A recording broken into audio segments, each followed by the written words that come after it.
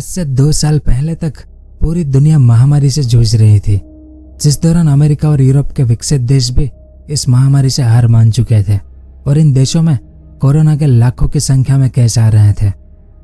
तो चीन की स्वास्थ्य व्यवस्था भी कोरोना महामारी से जूझ रही थी।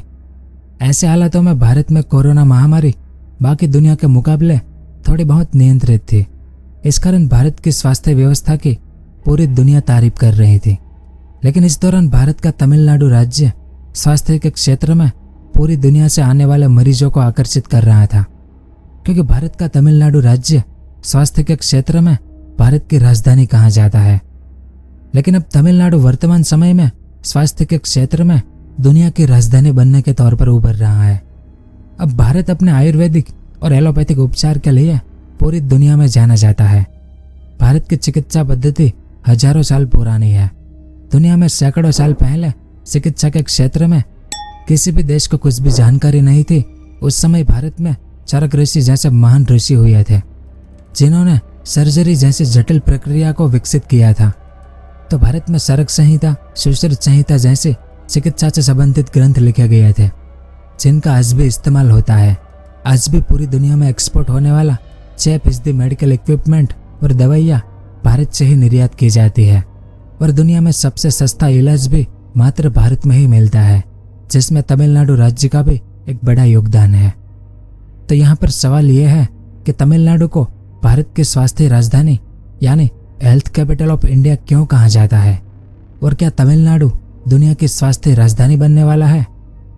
तो आज की इस वीडियो में हम इसी के बारे में विस्तार से जानेंगे कि तमिलनाडु को हेल्थ कैपिटल ऑफ इंडिया क्यों कहा जाता है, क्यों दुनिया भर से लोग तमिलनाडु में अपना इलाज करने आते हैं, इसका इतिहास क्या रहा है, और कैसे तमिलनाडु दुनिया की हेल्थ कैपिटल बन सकता है। वो सब और इसके अलावा और भी बहुत कुछ जानने को मिलेगा आपको इस वीडियो में, तो वीडियो के अंत तक हमारे साथ बने रहिए। तो भारत में प्राचीन काल से ही अपनी परंपरागत आयुर्वेदिक और योगा चिकित्सा पद्धति से रोगों का निदान करने की परंपरा रही है। लेकिन बाहरी आक्रमण और औपनिवेशिक काल के कारण भारत में यूनानी और अंग्रेजी चिकित्सा का चलन घुसा दिया गया और इस देश की परंपरागत आयुर्वेदिक चिकित्सा पद्धति को दबा दिया गया। लेकिन इसके बावजूद भी भारत ने अपनी परंपरागत आयुर्वेदिक और योगा चिकित्सा पद्धति को पकड़ कर रखा। तो भारत में अलग अलग प्रकार की चिकित्सा पद्धतियां होने के कारण भारत का स्वास्थ्य क्षेत्र भारत के प्रमुख सर्विस सेक्टर में से एक है, क्योंकि भारत का स्वास्थ्य क्षेत्र भारतीय अर्थव्यवस्था में रेवेन्यू निर्माण के साथ साथ बहुत सारे रोजगार का भी निर्माण करता है। नीति आयोग की रिपोर्ट के अनुसार साल 2016 में भारत का स्वास्थ्य क्षेत्र 22% की वार्षिक वृद्धि दर से बढ़ रहा था और भारत में 5 लाख से ज्यादा लोगों को यह क्षेत्र रोजगार प्रदान करता है। लेकिन इसके बाद तो साल 2017 से साल 2022 के बीच भारत में 27 लाख नई नौकरियां मात्र स्वास्थ्य क्षेत्र में अर्जित हुई थी। और भारत के बढ़ते स्वास्थ्य क्षेत्र का अंदाजा आप इस बात से लगा सकते हैं कि आयुष्मान भारत योजना के अंतर्गत भारत के 50 करोड़ से अधिक लोगों को फ्री स्वास्थ्य बीमा प्रदान किया जा रहा है, जो दुनिया के कई देशों की जनसंख्या से भी ज्यादा है। और भारत में होने वाली सर्जरी अमेरिका और यूरोप के देशों से 10 गुना सस्ती है।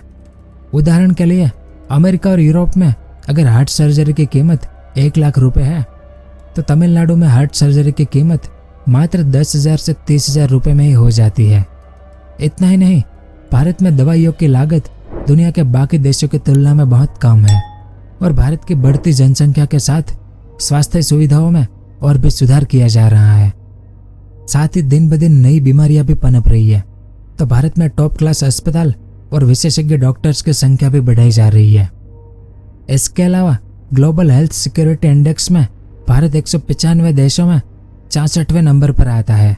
लेकिन भारत धीरे धीरे इस लिस्ट में और भी आगे बढ़ता जा रहा है और भारत स्वास्थ्य क्षेत्र में नई बुलंदियों को भी छू रहा है, क्योंकि इसमें भारत का मेडिकल टूरिज्म भारत के स्वास्थ्य क्षेत्र में 4 चांद लगा रहा है।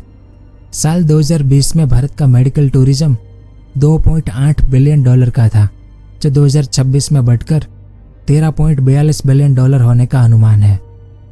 फिर India tourism statistics and glance की 2019 की रिपोर्ट के अनुसार भारत में साल 2019 में 6,97,300 विदेशी टूरिस्ट भारत में इलाज के लिए आए थे। लेकिन भारत आने वाले सभी मेडिकल टूरिस्ट की पहली पसंद भारत का तमिलनाडु राज्य है। भारत आने वाले कुल मेडिकल टूरिज्म में से 40% मेडिकल टूरिज्म मात्र तमिलनाडु राज्य में जाकर अपना इलाज करवाते हैं, जबकि विदेशी और भारतीय समेत हर साल 15 लाख से ज्यादा मरीज सिर्फ तमिलनाडु में चिकित्सा निदान और उपचार के लिए जाते हैं। क्योंकि तमिलनाडु के मुख्य शहर जैसे चेन्नई, मदुराई, कोयम्बतूर और वेल्लोर स्वास्थ्य चिकित्सा क्षेत्र के हब माने जाते हैं, जहां पर विदेशी रोज आते रहते हैं। और पिछले 10 सालों में अंतर्राष्ट्रीय रोगियों की संख्या में 400% तक की बढ़ोतरी हुई है। और तमिलनाडु आने वाले टोटल मरीजों में से 55% मरीज अपनी सर्जरी करवाने आते हैं, क्योंकि हर साल चेन्नई के अपोलो हॉस्पिटल में 70,000 पेशेंट आते हैं। यानी आज के समय में 120 से ज्यादा देशों के रोगी भारत के तमिलनाडु में अपना इलाज करवाने आते हैं, जिसमें ऑर्थोपेडिक्स, सर्जरी, ऑर्गन ट्रांसप्लांट और कैंसर जैसी कई बीमारियों के इलाज किए जाते हैं। और ऑर्गन ट्रांसप्लांट के मामले में भी तमिलनाडु भारत के बाकी राज्यों से कई गुना आगे है, क्योंकि विदेशों से हर साल हजारों मरीज अपना अंग ट्रांसफर करवाने के लिए तमिलनाडु के अस्पतालों में आते हैं। इस कारण ऑर्गन ट्रांसप्लांट के मामले में तमिलनाडु भारत में पहले नंबर पर आता है, क्योंकि सामने मृतक दाताओं के अंगदान के मामले में भी तमिलनाडु देश में प्रथम स्थान पर आता है। और तमिलनाडु में ऑर्गन डोनेशन रेट 1.8 पर मिलियन पॉपुलेशन है। इस कारण राष्ट्रीय अंग और प्रत्यारोपण संगठन से तमिलनाडु को लगातार 6 सालों से शव अंगदान में सर्वश्रेष्ठ राज्य पुरस्कार से सम्मानित किया जाता है।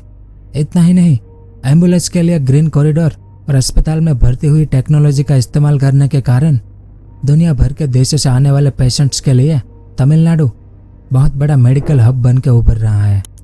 और तमिलनाडु में केवल अस्पताल ही नहीं, होम हेल्थ केयर और होम नर्सिंग की उत्कृष्ट सेवाएं मौजूद है, जिससे चिकित्सा पर्यटक जिन्हें उपचार के बाद स्वस्थ होने की और रेगुलर चेकअप की आवश्यकता होती है, उन्हें सभी सुविधाएं धर्मशाला और होटलों में प्रदान की जाती है। और ऐसी कई कंपनियां भी हैं जो तमिलनाडु के सभी जिलों में यह सेवाएं प्रदान करती है। इस कारण तमिलनाडु की राजधानी चेन्नई को हेल्थ कैपिटल ऑफ इंडिया कहा जाता है। लेकिन तमिलनाडु ने हेल्थ कैपिटल ऑफ इंडिया बनने के लिए काफी मेहनत की है, क्योंकि अंग्रेजों के ईस्ट इंडिया कंपनी ने भारत में पैर पसारने के बाद अपनी चिकित्सा पद्धति का भारत में विकास करने के लिए और अपने घायल सैनिकों के इलाज के लिए एडवर्ड विंटर द्वारा 16 नवंबर 1664 के दिन ब्रिटिश हॉस्पिटल ऑफ मद्रास खोला गया था। और औपनिवेशिक काल में यूरोप और एशिया से आने वाले सभी विदेशी डॉक्टर भी इसी हॉस्पिटल में काम करते थे। आज इस अस्पताल को Rajiv Gandhi governmental general hospital के नाम से जाना जाता है। फिर साल 1800 से 1820 के बीच मद्रास में 4 और अस्पतालों का निर्माण किया गया। फिर अंग्रेजों ने 3 फरवरी 1835 में मद्रास मेडिकल कॉलेज की स्थापना की, जो पश्चिमी चिकित्सा अध्ययन के हिसाब से भारत का पहला सबसे बड़ा मेडिकल कॉलेज था। फिर Jawaharlal institute of post graduate medical education and research और कलकत्ता मेडिकल कॉलेज के बाद एमएमसी भारत का तीसरा सबसे पुराना मेडिकल कॉलेज है। यानी काफी लंबे समय से मरीजों का प्रवाह चेन्नई की ओर ही चल रहा है। खैर, तो साल 1854 में ब्रिटिश सरकार ने दवाइयों और मेडिकल इंस्ट्रूमेंट की आयात करने के लिए चेन्नई, रंगून, कोलकाता और मुंबई में उसके डिपार्टमेंट स्थापित किए। और साल 1900 में कृष्ण मेडिकल कॉलेज वेल्लोर की स्थापना की गई, जिससे अमेरिका के प्रतिभाशाली लोगों ने इस कॉलेज में एडमिशन लिया। साथ ही देश में पहली बार मद्रास पब्लिक हेल्थ एक्ट 1939 पारित किया गया। लेकिन सामने आयुर्वेद का इलाज निषेध कर दिया था अंग्रेजों ने। फिर भी आज़ादी के बाद भी भारत सरकार ने चिकित्सा पर्यटक को बढ़ावा देने के लिए तमिलनाडु में सबसे अच्छा बुनियादी ढांचे का विकास किया, जिसके अंतर्गत 1957 में एनडीआर में कैंसर संस्थान की स्थापना की गई और शंकर नेत्रालय की स्थापना 1974 में की गई। फिर साल 1883 में अपोलो अस्पताल की स्थापना के बाद चेन्नई ने स्वास्थ्य के क्षेत्र में पीछे मुड़कर नहीं देखा। इस वजह से 1990 के दशक में सबसे पहले पीडियाट्रिक इंसेंटिव केयर यूनिट यानी PICS की स्थापना की गई। तो तमिलनाडु ने अपने स्वास्थ्य क्षेत्र में इतने विकास के कारण तमिलनाडु भारत का हेल्थ कैपिटल बन गया। और इसी कारण से हर साल तमिलनाडु का हेल्थ सेक्टर 30% की दर से बढ़ता जा रहा है।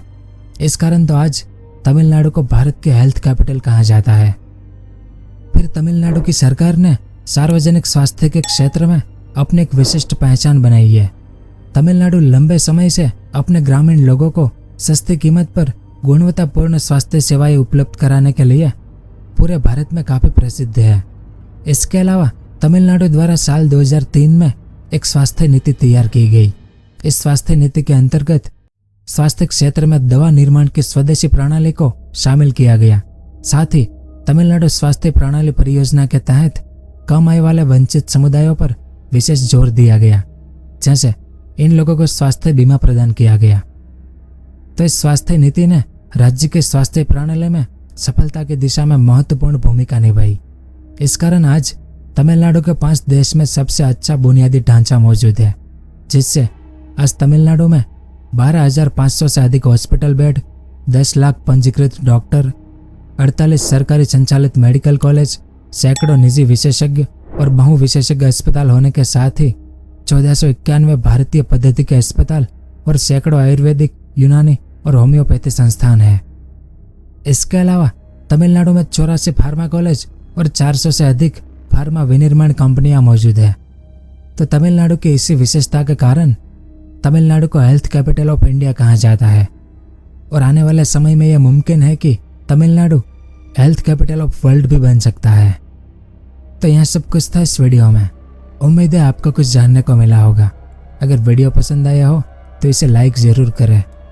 पूरा वीडियो देखने के लिए आपका बहुत बहुत धन्यवाद। अगर आपको इस तरह के इन्फॉर्मेटिव वीडियो देखना पसंद है तो हमारे इस चैनल को सब्सक्राइब करें और हमारी नई वीडियो सबसे पहले देखने के लिए इस बेल आइकन को भी जरूर दबाएं।